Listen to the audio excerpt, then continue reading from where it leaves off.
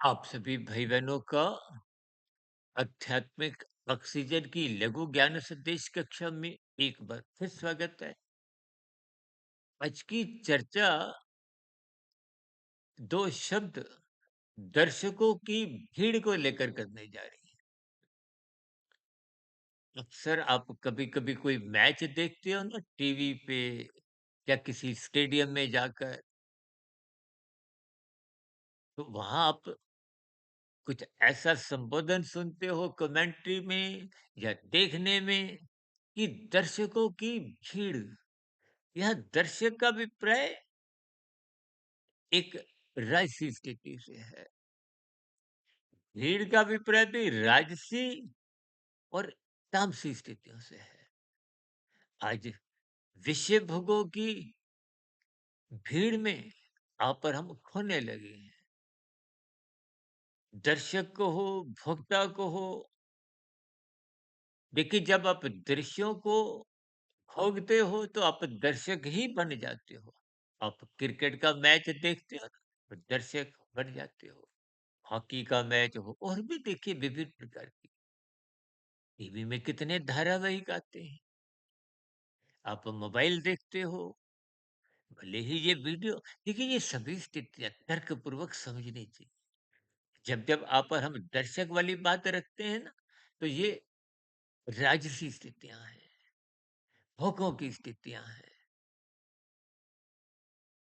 अक्सर कभी-कभी हम अपने संबोधन में कहते हैं ना, आप सभी श्रोताओं का स्वागत है। श्रोता का अभिप्राय, देखिए ये कान को श्रोत्रिय इंद्रिय कहते हैं।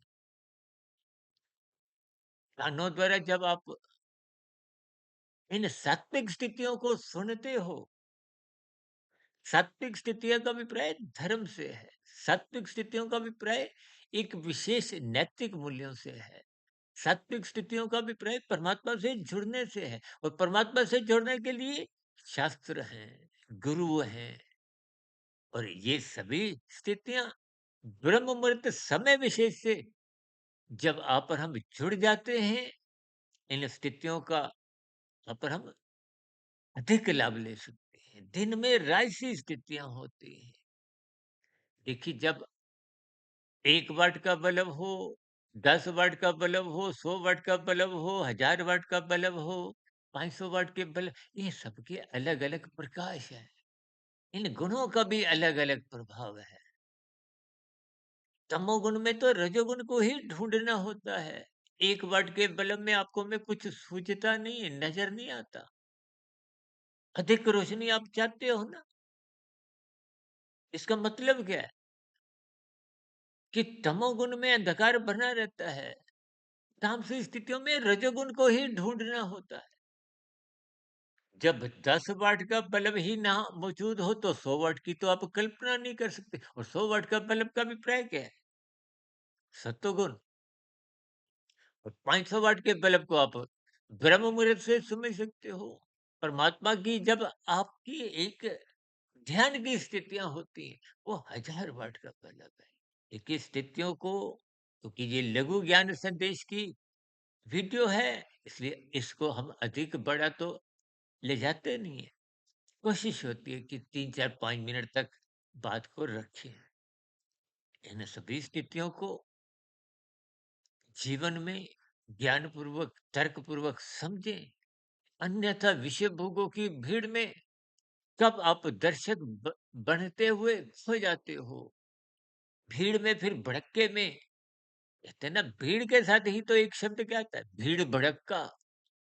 आप भड़क जाते हो। भड़कना क्या है? क्रोधमय स्थितियां हैं। भड़कना क्या है? निंदक स्थितियां हैं। भड़कना क्या है?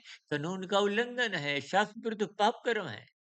स्थितियों को शाब्दिक स्तर पर भी यदि बात समझोगे तो निश्चित रूप से परमात्मा से जुड़ने की स्थितियां मजबूत होंगी।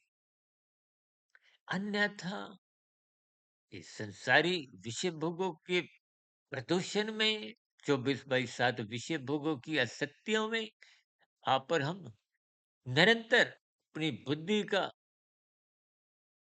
एक दुरुपयोग करते हैं। उस दूषित वातावरण में रहते हुए फिर आप ना तो परमात्मा से जुड़ते हैं, ना शास्त्रों को समझते हैं। स्थितियों पर आप विचार करें, समय का सदुपयोग करें और परमात्मा के मार्ग पर चलें। गुरु को सुने, श्रोता बने, अपनी इंद्रियों का सदुपयोग करें, मन बुद्धि सात्विक बनाएं, ताकि कारण शरीर में शुभ संस्कार बने, ताकि परमात्मा से जुड़ने की प्रवृत्ति निरंतर बनी रहे। ब्रह्म मुहूर्त में उठने का एक शुभ संस्कार बने, ताकि मोक्ष की यात्रा पर आप और हम निरंतर अग्रसर हो।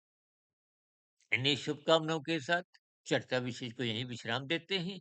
दिन में कुछ शॉर्ट्स की वीडियो, शाम को सर्व कल्याण वृक्ष की प्रश्नोत्तर ज्ञान कक्षा और कल सुबह ब्रह्म मुहूर्त ज्ञान उपदेश कक्षा में किसी गंभीर विषय के साथ फिर मुलाकात करेंगे। तब तक आप अपने आध्यात्मिक मित्र सुधीर भाटिया फकीर को इजाजत दें कि प्रश्नों का, सुझावों का और शिकायतों का, यानी कि आपकी प्रतिक्रियाओं का नीचे कमेंट्स बॉक्स पर या प्रश्नोत्तर ज्ञान कक्षा में सदा ही स्वागत है। चर्चा विशेष को सुनने के लिए आप सभी भाई बहनों का बहुत बहुत धन्यवाद।